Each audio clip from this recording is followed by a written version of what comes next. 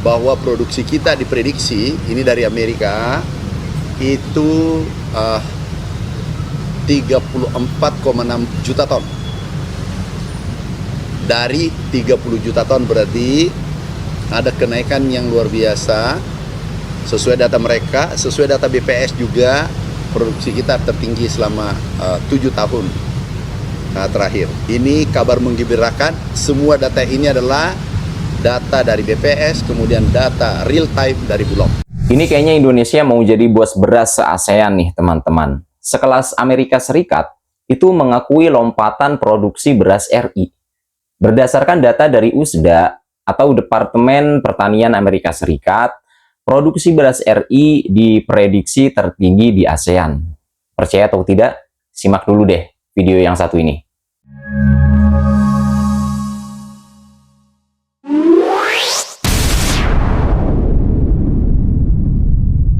Di balik tumpukan karung beras dan riuhnya pasar tradisional, Indonesia tengah menorehkan sejarah baru. Tak lagi bergantung pada pasokan luar negeri, pemerintah memutuskan untuk menghentikan impor beras. Keputusan ini tak hanya menggema di dalam negeri, dampaknya bahkan mengguncang pasar dunia. Bayangkan sebuah negara kepulauan dengan ratusan juta penduduk tiba-tiba mengatakan, cukup kepada beras impor. Dunia pun bereaksi. Harga beras, yang selama ini dijaga stabil oleh permintaan tinggi dari negara-negara pengimpor besar seperti Indonesia, tiba-tiba goyah.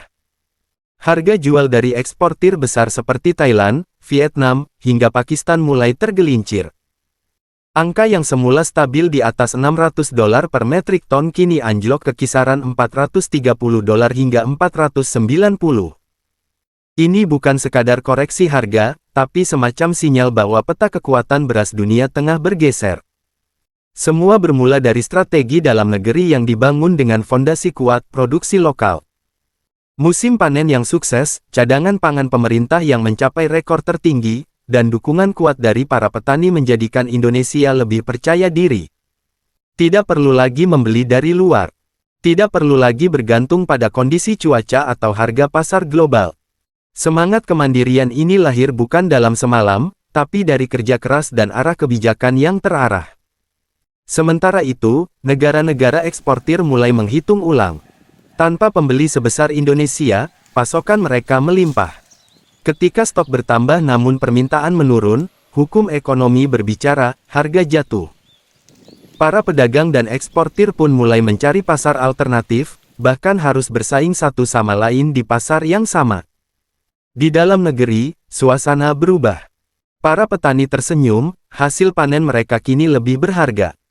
Pemerintah pun mendapat pujian, karena selain berhasil menekan inflasi hingga titik terendah dalam sejarah modern, mereka juga berhasil memperkuat ketahanan pangan nasional. Nilai tukar petani melonjak, dan cadangan beras negara mencapai puncak. Namun ini bukan akhir cerita. Dunia tengah belajar bahwa satu keputusan nasional bisa mengubah arah perdagangan global. Indonesia, yang dulunya konsumen besar, kini menjadi penentu arah.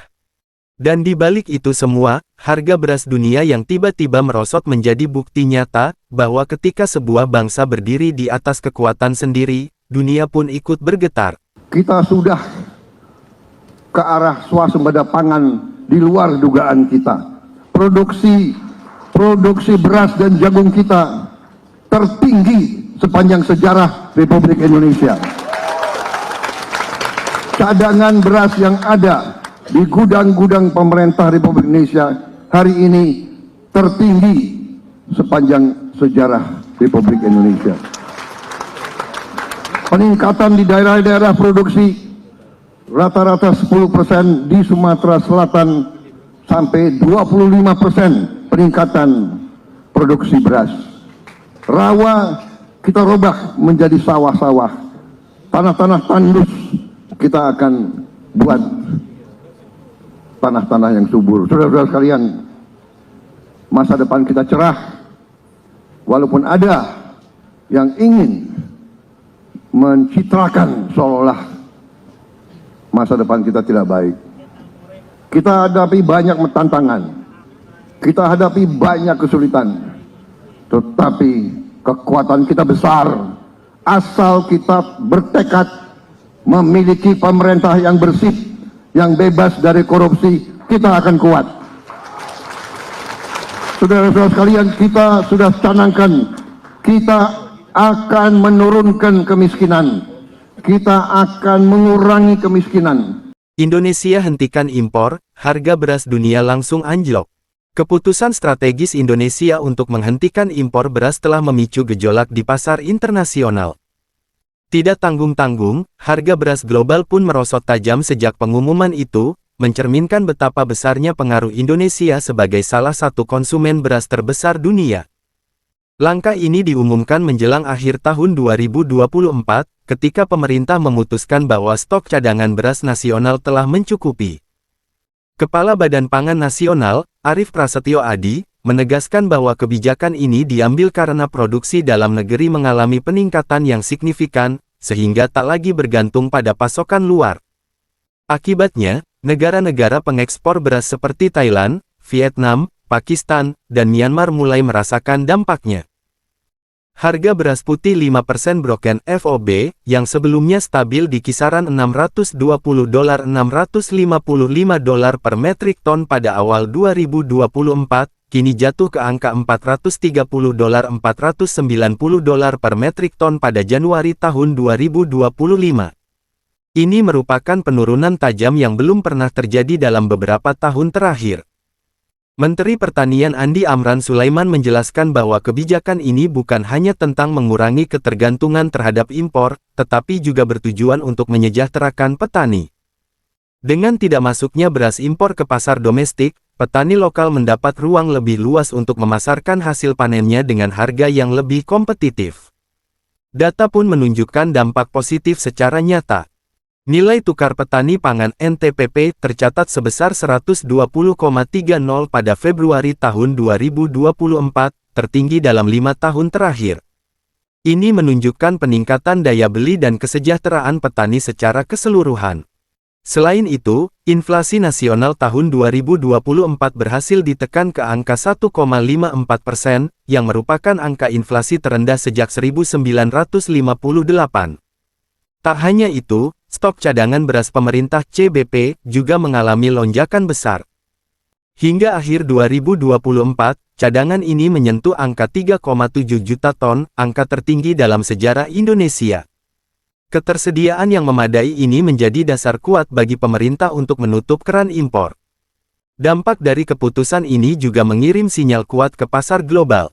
Negara-negara eksportir harus menyesuaikan strategi karena kehilangan salah satu konsumen utama. Harga beras dunia yang turun drastis menandakan betapa pentingnya peran Indonesia dalam rantai distribusi pangan internasional. Zulkifli Hasan, Menteri Perdagangan, mengimbau agar momentum ini dijaga dengan baik. Ia menekankan pentingnya menjaga lahan pertanian dari alih fungsi serta mendukung para petani dengan kebijakan yang berpihak agar kemandirian pangan bisa terus dipertahankan. Secara keseluruhan, langkah Indonesia untuk menghentikan impor beras tidak hanya memberi efek domino di pasar internasional, tetapi juga membawa angin segar bagi pertanian dalam negeri. Ini adalah bukti bahwa ketika sebuah negara berani berdiri di atas kekuatan produksinya sendiri, hasilnya bisa sangat berdampak baik di dalam maupun luar negeri.